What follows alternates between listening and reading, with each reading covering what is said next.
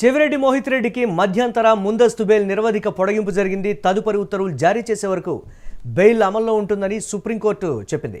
Counter దాఖలు చేయడంలో SIT జాప్యం చేస్తోందని కూడా కోర్టు అసహనం వ్యక్తం చేసింది. కౌంటర్కు మరో 2 నెలలు గడువు కోరింది సిట్. ఈ నేపథ్యంలో సిట్పై సుప్రీంకోర్టు అసహనం వ్యక్తం చేసింది. ఒక కీలకమైనటువంటి కామెంట్ కూడా చేసింది. మైదానంలో క్రీడాకారుడు ఎలాగైతే ఆటను సాగదీయాలని చూస్తాడో ప్రాసిక్యూషన్ కూడా అదే పద్ధతిని అనుసరిస్తోందంటూ కూడా తీవ్రమైనటువంటి కామెంట్ కూడా చేసింది.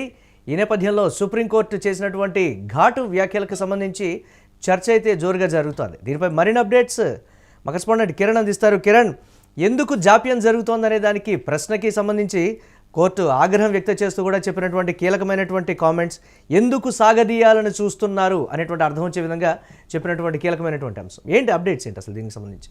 మురళి, లిక్కర్ కేసులో 39వ నిందితుడిగా ఉన్న చెవిరెడ్డి మోహిత్ రెడ్డికి సుప్రీంకోర్టులో భారీ ఊరట లభించింది.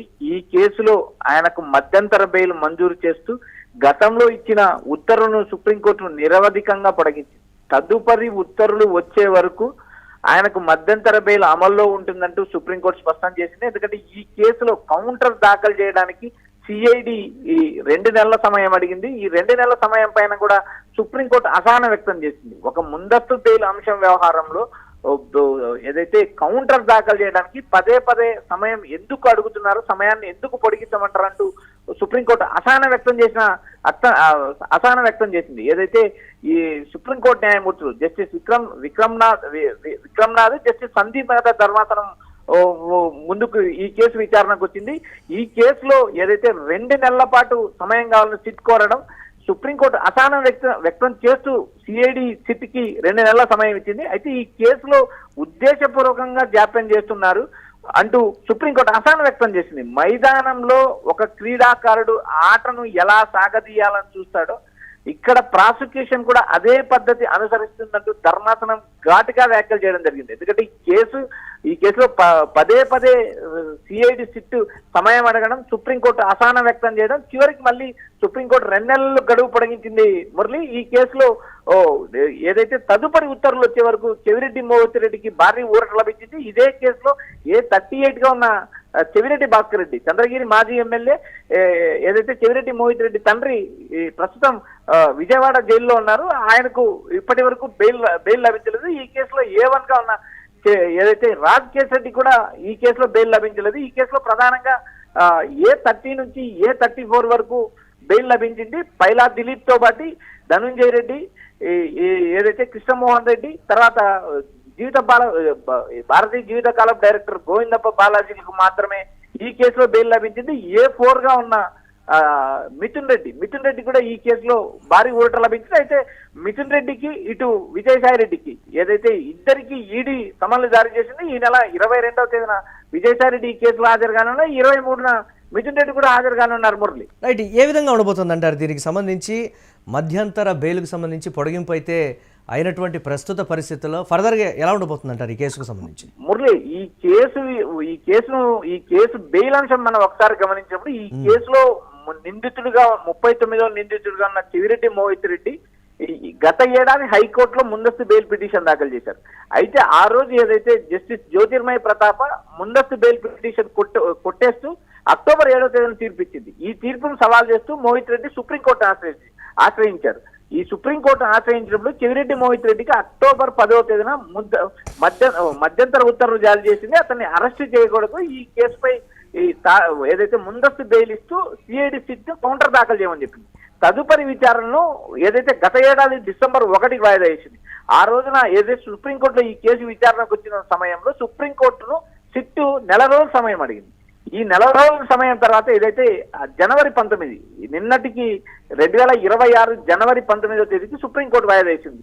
నిన్న జరిగిన ఈ వాదోపవాదాల తర్వాత కూడా సిఐడి సిట్ మరో 2 నెలల సమయం అడగడంతో సుప్రీంకోర్టు తీవ్ర ఆహ్వానం వ్యక్తం చేయడమే కాకుండా ఏదైతే తదుపరి ఉత్తర్వులు వచ్చే వరకు సుప్రీంకోర్టు తదుపరి ఉత్తర్వులు ఇచ్చే వరకు చెవిరెడ్డి మోహిత్ రెడ్డికి భారీ ఊరట లభించింది. అప్పటి వరకు ఆయన ముందస్తు బెయిల్ కొనసాగుతూ ఉంటుంది.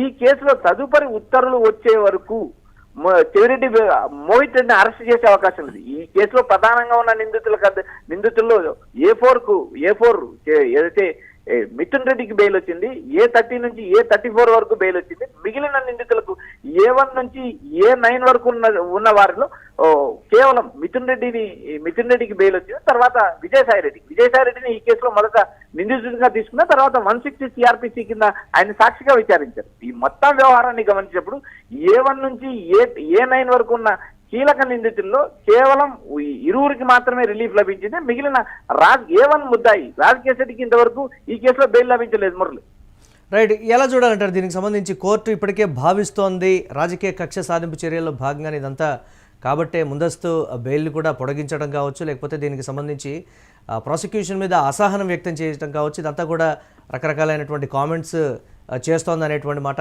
మేము నైతికంగా మేము గెలిచినట్టే, ఇక లీగల్గా మా గెలుపు మాత్రమే ఉంది అనేటువంటి మాట కూడా దానికి సంబంధించినటువంటి నిందితులు చెప్తున్నటువంటి పరిస్థితి. దీన్ని ఎలా చూడాలంటారు మనం? మురళి, ఈ కేసు ప్రధానంగా రాజకీయ అంశాల్లో ముడిపడిందంటూ వైఎస్ఆర్సీపీ ఇప్పటికే వ్యాఖ్యానిస్తుంది. ఎందుకంటే వైసీపీకి సంబంధించిన కీలక నేతలందరినీ ఈ కేసులో విచారించారు, కొంతమంది నేతలను అరెస్ట్ చేశారు. ఏదైతే ఈ కేసు ఉద్దేశపూర్వకంగా జాప్యం జరుగుతుందంటూ సుప్రీంకోర్టు అసహనం వ్యక్తం చేసింది. ఎందుకంటే బెయిల్ వ్యవహారంలో ఏదైతే కౌంటర్ దాఖలు చేయడానికి ఇంత సమయం తీసుకోవాల్సిన పని ఏముందంటూ ఒకవైపు సుప్రీంకోర్టు అసహనం వ్యక్తం చేస్తుంది.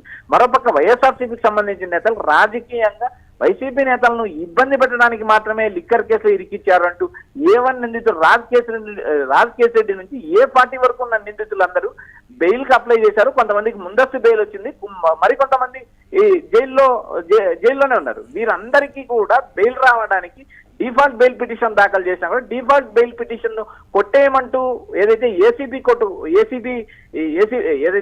కోర్టులో ముందస్తు బెయిల్ పిటిషన్లు కొట్టివేయడం, ఏదైతే ఈ బెయిల్ విచారించకూడదు, ఏదైతే డిఫాల్ట్ బెయిల్ పిటిషన్ విచారించకూడదు హైకోర్టు ఉత్తర్వులు జారీ చేశారు. ఈ ఉత్తర్వుల పైన కొంతమంది ఏదైతే లిక్కర్ కేసులో ఉన్న నిందితులు సుప్రీంకోర్టుకు వెళ్లారు. కొంతమందికి రిలాక్సేషన్ వచ్చింది, కానీ డిఫాల్ట్ బెయిల్ కూడా ఈ కేసులో ఇవ్వడం లేదంటూ ఏదైతే నిందితులు సుప్రీంకోర్టును ఆశ్రయించారు. మొత్తం వ్యవహారం పైన CID సిట్ పైన సుప్రీంకోర్టు ఉద్దేశపూర్వకంగా జాప్యం చేస్తున్నారంటూ అసహనం వ్యక్తం చేసింది.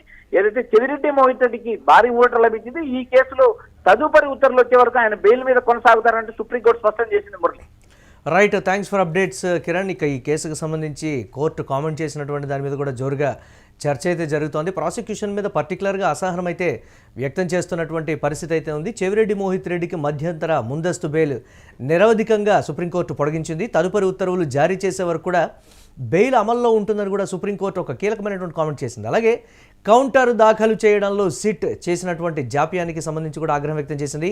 కౌంటర్కు మరో 2 నెలలు గడువైతే కోరింది సిట్. ఇక దీని మీద సుప్రీంకోర్టు అసహనం వ్యక్తం చేసి ఒక కీలకమైనటువంటి కామెంట్ చేసింది. మైదానంలో క్రీడాకారుడు ఎలాగైతే ఆటను సాగదీయాలని చూస్తాడో ప్రాసిక్యూషన్ కూడా అదే పద్ధతిని అనుసరిస్తోందంటూ కూడా సుప్రీం ధర్మాసనం ఘాటుగా వ్యాఖ్యానించడంతో ఈ అంశం చర్చనీయాంశమైంది.